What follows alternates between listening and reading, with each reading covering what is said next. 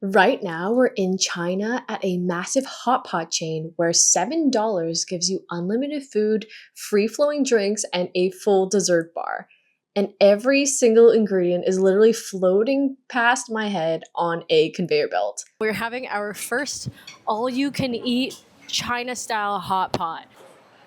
It's actually so busy that people are waiting outside to get a spot. How it works is that there are these rotating bowls of food. Right now in front of me, there's pineapple, tofu, mushrooms, more mushrooms, fried chicken. There's a bunch of things. The only reason we came here is because we were walking by in the mall and a bunch of people were coming in. And I asked the waitress how can we book a spot at this restaurant? And she was saying, you need to scan your TikTok, which I did, and it didn't work. So after trying TikTok, Meituan, she finally was like, if you just pay in cash, I will offer you 10 won off. So here we are inside the restaurant.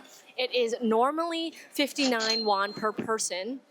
And you eat here for up to 90 minutes. So when we first arrived, they asked us what kind of soup we wanted. And there was a list of at least 9 or 12 soups that we could get. I picked one of the chicken ones. Tom picked one of the mushroom ones. There's spicy, there's not spicy, there's hot and sour, there's tomato, there's a bunch of flavors.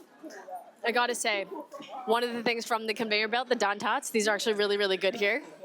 There's also just full-sized mangoes. We're on to dessert now. So over there, they have a shave ice machine. So I've never seen a shave ice machine for consumer use before, and it actually is quite neat. There's also unlimited ice cream, unlimited pop, tons of drinks. Honestly, it's just way more food than you could possibly eat. This is crazy because the cost of a Big Mac at McDonald's in China is almost the same price.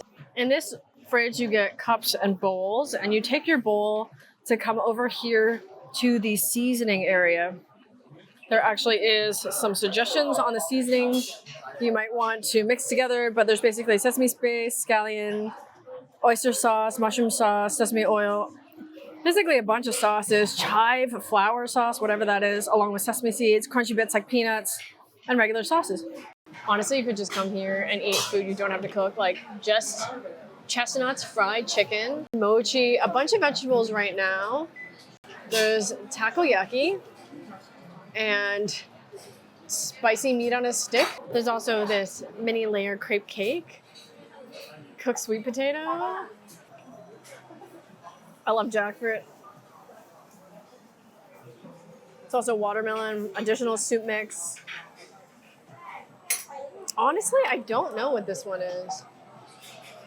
And everything is kind of just endlessly circling. So while we're eating, everything is passing by multiple times and it's being spritzed and refilled every time it goes back into the kitchen.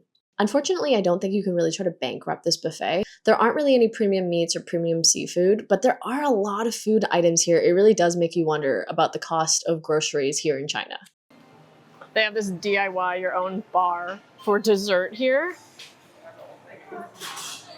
The best one is the tiny freeze-dried strawberries. These descriptions are not the best. Like this one says this is horse hoof pearl.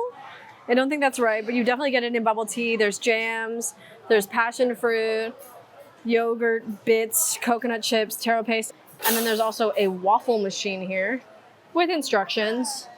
The fruit in the picture, though, I would not say is accurate. I did not see fresh strawberries here, but here's the waffle batter machine. As you can see, there's strawberry mochi, sausages, broccoli's coming up along with spinach, papaya, imitation crab sticks in their original packaging, corn, watermelon, clams. Honestly, it just goes on and on and on. Tom's favorite from this entire area is the chocolate mochi, which is coming up here.